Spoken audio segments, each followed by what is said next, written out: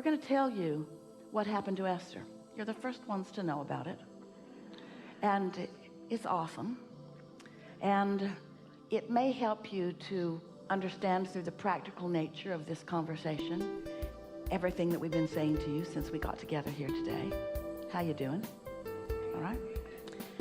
So Jerry and Esther put together, you know Jerry, he croaked. He's so happy. And here all the time.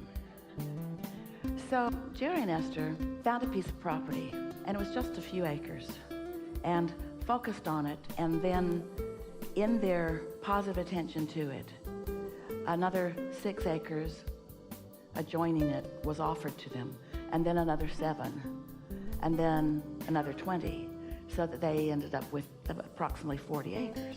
Jerry laughed about that because he grew up on 40-acre farms, and so he thought it was quite interesting that this lovely land became that.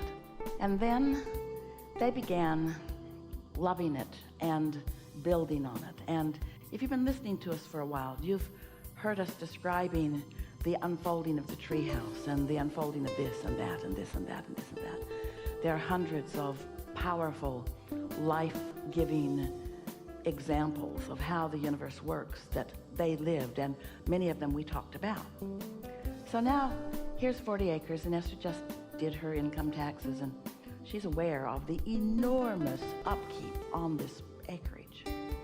And she's thinking about, Jerry's not there, and it felt like it was their dream, and now he's not there guiding it quite in the same way. And Esther found a house in town and moved from the property. She was living on the property, and so she was beginning to feel some detachment from the property, which didn't feel good to her, but it felt like she was being called there. And so as long as she didn't focus on detachment from the property, she didn't feel uncomfortable.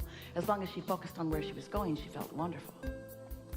So a series of things unfolded, and we're not going to take the time to explain all of them to you, but a whole sequence of things began unfolding in Esther's experience that were all that kind of property related, and things sort of clicking into place for something that Esther hadn't received yet, so she didn't even notice that things were clicking into place. She'd get a piece of it which didn't mean anything, and then another piece of it which didn't mean anything, and then another piece of it which didn't mean anything, and all the while she's just busy coming out to see you, not spending hardly any time on that property.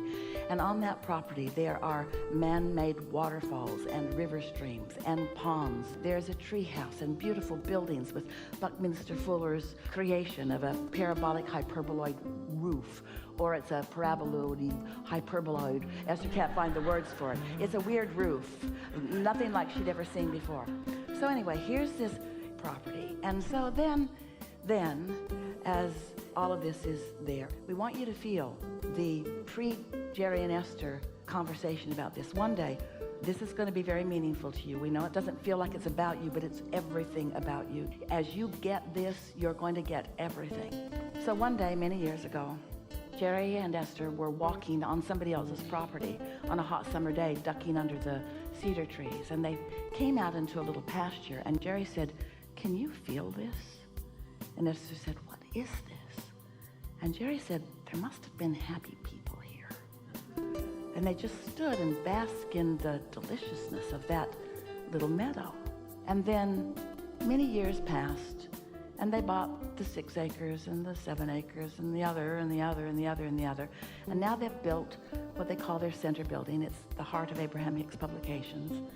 And at the far end of this long building is the office that Jerry and Esther set aside for themselves. And they're sitting there, and Jerry said, "Oh, Esther, I think we're sitting right where that meadow was." He got the plot map out, looked at it, recalled as best he could.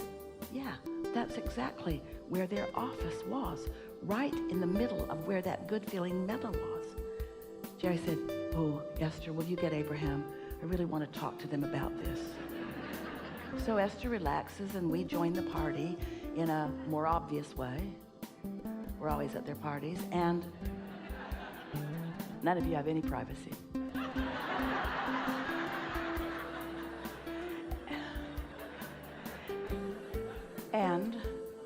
Jerry said, Abraham, remember all those years ago when Esther and I were walking and we found this meadow, and now we're sitting right in the middle of that? Was I feeling the happy people that were there before?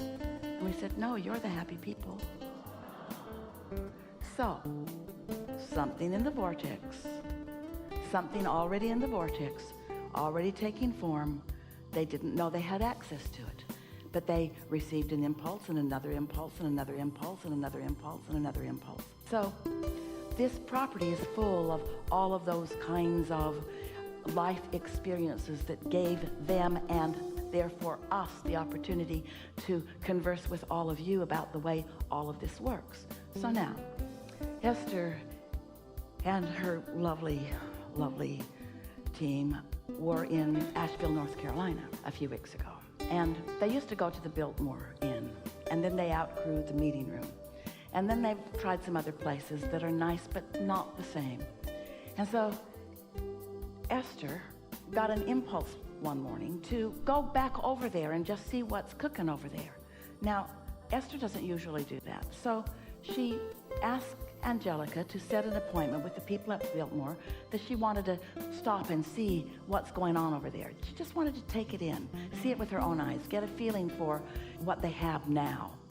So the woman met Esther at the appointed time on Friday morning, and she had a man with him who has been to Abraham's seminars, who now works there, who is out of his mind excited, who cannot believe that Esther's the one that is doing the pre-work. And Esther said, I don't usually do this. I just couldn't not do it. And so they toured the grounds, found a lovely place for future seminars. Wonderful conversation, better than ever anywhere. And their wanting of all of you to come there was so real and vivid. It was so satisfying for Esther. And then they said, how many of you are together? And Esther said, there are 10 of us in our merry band that move from place to place. And they gave them 10 tickets to go through the Biltmore House. If you haven't been there, you might want to go. It's really an awesome place. Vanderbilt built a lovely house, and now the state owns it, and you can take tours, and it will enliven you and enlighten you and refresh you. It is magnificent. So they're wandering through, and they have a sort of contraption that Esther gathered up with earphones, and you come to a sign, and you push a button, and they tell you the story about where you are. And Esther's not thinking anything about that relative to her property at all. It was just a piece of the magic that's sort of coming together. You're getting the sense of this. Now we're just going to fast forward. If we had 10 hours, if we had 100 hours, if we had really a lot of time together, we could give you all of the details of the vortex and how it was presenting itself to Esther in the unfolding of this daydream.